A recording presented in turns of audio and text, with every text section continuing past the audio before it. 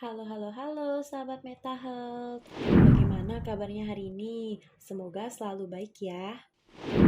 Beberapa waktu yang lalu, saya sempat melihat nih postingan mengenai penyakit hand, foot, and mouth disease atau paling sering kita kenal sebagai flu Singapura.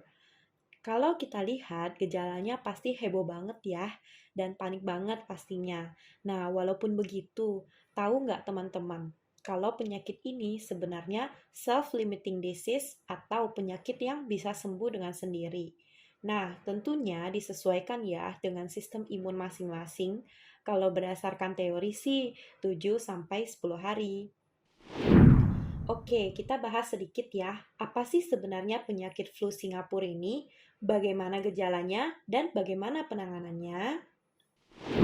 Flu Singapura merupakan penyakit kaki, tangan, dan mulut akibat infeksi virus. Nah, virus yang paling sering adalah Coxsackie virus tipe A.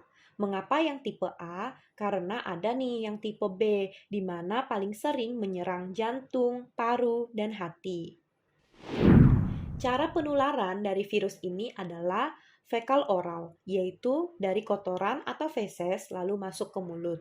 Nah, pastinya paling sering pada anak-anak nih, usia 5-10 tahun. Mengapa anak-anak? Karena anak-anak paling sering main di luar, kemudian kontak dengan hewan misalnya, dan kadang tidak diperhatikan kebersihan tangannya. Lalu, langsung mengambil makanan dan dimasukkan ke mulut tanpa mencuci tangan terlebih dahulu.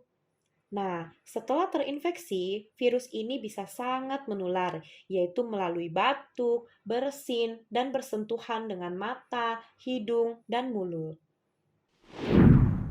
Nah, bagaimana gejalanya? Yang paling sering adalah demam, nyeri tenggorokan, muncul bintik kecil seperti melepuh pada telapak tangan, telapak kaki, dan kadang di bokong. Kemudian kehilangan nafsu makan. Mungkin teman-teman juga bertanya nih, kapan ya harus ke dokter? Penyakit ini sebenarnya ringan, namun ada kondisi di mana luka pada tenggorokan yang sangat sakit yang menyebabkan anak sulit makan dan minum. Nah, bila ini terjadi, yang ditakutkan adalah dehidrasi yang membuat anak jatuh pada kondisi yang serius. Oke, sekarang kita masuk ke pencegahannya. Dikarenakan penyakit ini penularannya melalui fekal oral, pastinya pertama, kita harus mencuci tangan dengan bersih. Nah, anak-anak setelah bermain, pastikan mencuci tangan terlebih dahulu. Kemudian, sebagai orang dewasa juga mencuci tangan sebelum menyiapkan makanan ataupun mengganti popok. Nah, yang kedua adalah bersihkan lingkungan sekitar, misalnya kamar, ruang tamu, dapur, dan tempat bermain anak dengan desinfektan. Lalu yang ketiga adalah isolasi, agar tidak menular ke yang lain. Bila anak sudah sekolah, bisa menginfokan ke guru bahwa anak belum bisa mengikuti kegiatan belajar seperti biasa, dan pantau anak selalu untuk menjaga kebersihan diri, istirahat cukup, serta makan makanan bergizi. Dan yang paling penting adalah banyak minum air putih. Nah, yang terakhir yaitu pengobatannya. Sebenarnya tidak ada pengobatan yang khusus untuk penyakit ini karena dapat membaik dengan sendirinya. Namun, beberapa anti nyeri mungkin bisa digunakan, yaitu dengan paracetamol ataupun ibuprofen. Nah, bisa juga nih yang mengalami sariawan digunakan obat sariawan. Nah, apabila gejala tidak membaik dan kondisi anak menjadi lemas, segera ke rumah sakit. Dikarenakan mungkin anak sudah mengalami dehidrasi ataupun infeksi sekunder.